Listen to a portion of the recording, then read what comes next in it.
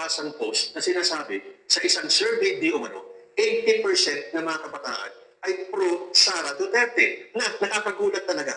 The nerve na sabihin nilang 80% ng mga kabataan ay pro Sara Duterte at maraming botante ngayon ang mga kabataan. So, minamind condition na naman nila ang taong bayan na mananalo si Sara Duterte. Pero marami po sa ating mga kababayan binabasag na ang kayabangan ng mga DDS. So ngayon, Sabado, chill-chill lang po ako at magbabasa lang po tayo ng mga reaksyon ng mga kabataan ngayon kung ano ang masasabi nila sa mga kaganapan sa mundo ng politika, lalo na sa mga kayabangan nito mga DDS na to.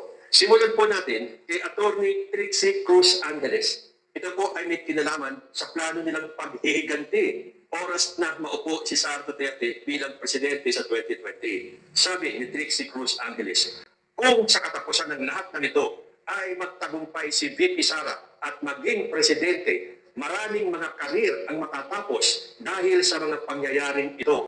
So, nakakatakot po yan.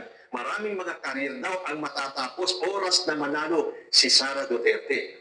Ang dami-daming tumutulig sana yung kay Sara. Iisa-isahin pa ba naman niya yun? Pero sa himig ng pananalita ni Trixie Cruz Angeles ay talagang ang magiging plataforma ng administrasyon ni Sara Duterte ay ang paghihiganti. Sagot sa kanya ni Marie Chris Manalo, gusto nyo maging presidente si Sara Duterte para maghiganti sa mga kapwa politiko?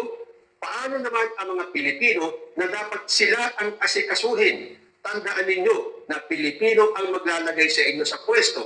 Kung paghihiganti lang nais nyo para maging presidente yan si Sara Duterte, ngayon pa lang kami na nagsasabi na bagsak yan sa 2028 dahil kailangan namin ng presidente na magpapaunlad sa Pilipinas, hindi yung sisira sa Pilipinas. Umpisa pa lang ito, unang kabataan pa lang ito. Pero ang mga kabataan po natin ngayon, matatapang, malalakas, strong. Hindi tulad ng sinabi ni Robin Padilla na ang mga kabataan ngayon ay weak.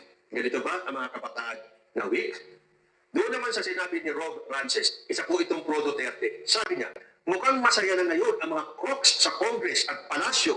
Nalihis na kasi ang usapan mula sa flood control scandal. Sino ba ang mga gumagawa ng mga issues? Hindi ba kampo ni Sara Duterte? Magpapalabas sila ng intriga, gagawa sila ng issue, tapos sasabihin nila, nililihis daw ng palasyo ang usapin sa flood control. Alam nga naman si President Bongbong Marcos ang nagsiwalat ng katiwalian, tapos pagtatakpan niya lang, itong mga to talaga, isip-isip naman. Sagot sa kanya, ni Nicky Fuentes, paano nilihis? May mga nakasuhan na at nakulong na. Hindi pwede na yung issue sa flood control ay doon lang tayo mag-focus. Meron naman isang department na pwedeng humawak sa issue ng flood control. Yung ibang issue, dapat natin ding tingnan. Paano kung yung ibang issue, pagnanakaw din? Hindi pwede na isang issue lang tayo nakafocus. Kayo ang naglilihis kasi puro kayo issues. Totoo nga naman. Alam nga naman mag-focus tayo sa isang issue lang. Ano, ang buong Pilipinas, ang buong administrasyon ni President Bongbong Marcos nakatuon lang sa flood control anomalies? Para saan pa ibang departamento? So tama itong sinabi ni Nicky Fuentes, kayo ang naglilihis ng usapin. Ito naman yung time na sinabi ni President Bongbong Marcos na siya ay may diverticulitis na para sa mga DDS, abay kailangan mag-step down na ni President Bongbong Marcos at pabayaan si Sara Duterte ang mamuno dahil hindi na kaya ng presidente dahil siya ay may sakit na. Kita nyo, lahat na lang ng issue, gagawan talaga ng mga DDS para lang isilip si Sara Duterte na dapat siya na ang maupong presidente. Sabi ni Dr. Lorraine Badoy, sabi siguro ng Diyos, ayaw mong umalis dahil sa sigaw ng taong bayan, ha? Sige, ako ang magpapaalis sa'yo. Ano ibig sabihin ni Badoy? Bibigyan niya ng malubhang sakit si President Bongbong Marcos para ito ay mapilitan, mag-resign? Sabi ni Robert Ompad, lakas ng tama mo. Pati Diyos, dinadamay niyo sa kalokohan ninyo. Normal lang magkasakit ang tao. Pag nagkasakit ka pala, kagagawan pala ng Diyos. Kahit ikaw, magkakasakit ka din. Walang tao sa mundong ito na immune sa sakit. Sigaw ng taong bayan daw. Mga sigaw ng trolls sa Facebook. Sa totoong rally, nilalanaw kayo. Oo nga naman.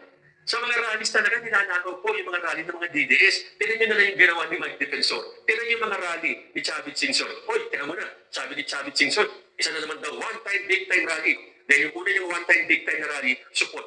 So ngayon, makikisa kayo siya sa February 25 sa rally ng trillion peso march. Nakita naman natin ngayon. President Bongbong Marcos is slowly but surely recovering. In fact, kanina nga binisita niya si Naga Mayor Leni Robredo. At kung nakita yung mga video kumalat kanina, mukhang bumabalik na po sa dati si President Bongbong Marcos. Kaya ito nagsasalita na kukunin ka ni Lord dahil ayaw mong makinig sa taong bayan.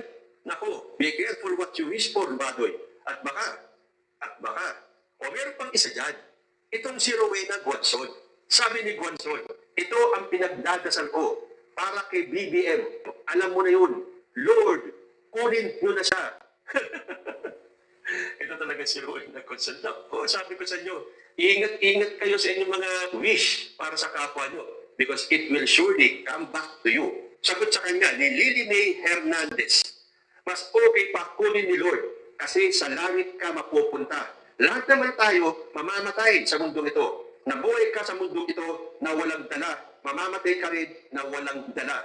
Kakapanalangin mo na kunin na si BBM, baka ikaw ang mauna na kunin ni Lucifer. Dahil ang mga DDS, demonyo yan. Dahil ang sabi ni Duterte noon na siyang papalit kay Lucifer sa impyerno. Sabi ko na yan, matagal ko na sinasabi yan. Hindi nga ba sinabi ni Digong, magkita-kita sila sa impyerno dahil hihintayin niya kayong lahat ng mga DDS, kayo mga pumapalakpak, kayo na mga humihiyaw tuwing nagmumura si Digong, tuwing minumura niya ang Diyos, nung tinawag niya estupito ang Diyos, palakpakan pa kayo. Sabagay, pagpunta niyo naman sa impyerno, nandun yung presidente ng impyerno. So, Rowena Guanzon, hintay-hintay ka ng karma mo, ha? Darating at darating yun sa'yo. Dito naman sa bangayan, ni Sara Duterte at ni Atty. Claire Castro. Nung sinabi ni Vice President Sara Duterte, si Claire Castro, nagdadala yan ng kahihiyan sa ating bayan. Dapat hindi na siya pinapakinggan at pinapansin. Tama. Dahil kung papansinin mo Sara Duterte, si Claire Castro, mai-stress ka lang dahil puro katotohanan ang sinasabi ni Claire Castro. Sagot ni Joseph Morales, sino kaya sa inyo ang nagdadala ng kahihiyan sa Pilipinas? Lupit mo, Sara Duterte. Parang nagka-amnesia ka. Hindi mo naalala na bawat punta mo sa ibang bansa, puro paninira ka sa gobyerno, sa administrasyon ni Marcos. Yung mga paninira mo, sino na naapektuhan? Mga Pilipino. Dinadala mo sa kahihiyan ang mga Pilipino. Tapos gusto mo pa maging presidente? Kapal na ng mukha mo. Pera lang habol mo sa gobyerno. Hindi magserbisyo sa Pilipino. Harsh na magsalita ang mga kabataan natin dahil nakikita nila kung sino ang talagang dapat mamuno sa bansa natin. At kitang-kita ng mga kabataan na to na hindi si Sara Duterte ang nararapat maging susunod na presidente. Doon naman tayo sa mga survey. Hindi ba, ang dami mga mind conditioning surveys na lumalabas na ang taas-taas ng rating ni Sara Duterte. Wow! Sabi nga ni John Magno. Sabi sa isang survey, mga Pilipino mas kontento sa performance ni VP Sara kesa kay President Marcos. Alam niyo na siguro kung ano mga survey firms yun. Yun yung mga survey firms na alam mo makasara Duterte. Sinagot sila ni Yani May Lopez. Sabi niya, hataw na magpa-survey si Sara Duterte sa mga bayaran na mga nag-survey. Saan kaya sila nag-survey? Sa Davao na naman? Mas naniniwala pa ako sa Kalye survey kesa sa SWS survey na binabayaran ng mga politiko para pabanguhin sila.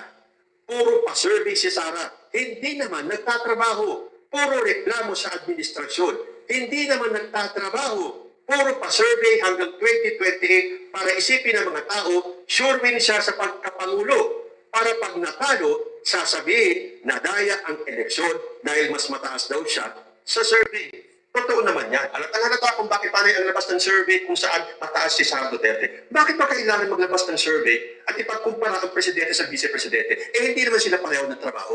Yung isa, si BBM, trabaho na trabaho. Yung isa, layas ng layas, punta sa dahig at sa ibang bansa para lang siraan Pilipinas. Tapos siya pa ang mataas ng survey. Hindi nakakaligtas sa mga kabataan. Yung mga pa-survey na yan. Dito naman tayo kay Greco Bellica. Naakala mo nung time nung siya ay nasa administrasyon pa ni, may nagawa siya. Dahil dati siya naging PACC chairman na wala naman siyang naipakulong. Tapos ngayon naghahanap sila ng mga opisyal na dapat daw itakukulong na. Sabi ni Greco Bellica, mga korap na politiko na walan ng kapangyarihan na magnakaw sa administrasyon ni PRRD. Basahin na lang natin yung sagot ni Maynard Tupi. Kaya pala si Saldico noong panahon pa ni Duterte, malakas magnakaw. Ngayon lang siya nahuli dahil sa pagbulgar ni BBM. Kaya nagtatago na si Saldico. Ang mga magnanakaw noong panahon ni Duterte, puro magkakasabwat. Simula sa presidente hanggang sa senador hanggang kongres. Kaya walang nagtatangka na lumaban sa korupsyon. Dahil lahat sila magkakasabwat. Ngayon ang presidente na si Marcos, hindi kagaya ni Duterte. Kaya sila nagkanda leche-leche at nagtatago ngayon. At yung iba, nakasuhan na.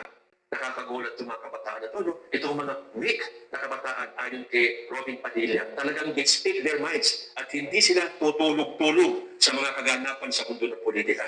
So para sa akin, yung 80% daw ng mga kabataan na pro Sara Duterte, na para lang din yan yung mga survey na mga nagsasabing ang taas-taas ni Sara Duterte sa mga ratings. Pero sa mga binabasa ko mga comments ng mga kabataan, mukhang hindi yata totoo yung 80% ng kabataan ay makasara Duterte. Marami pa akong babasahin na mga comments ng mga kabataan natin kung paano nilang pasagin ang mga kayabangan ng mga DDS na to. Ang mga kasinungalingan nila, hindi na talaga pinalalagpas ng ating mga kabataan.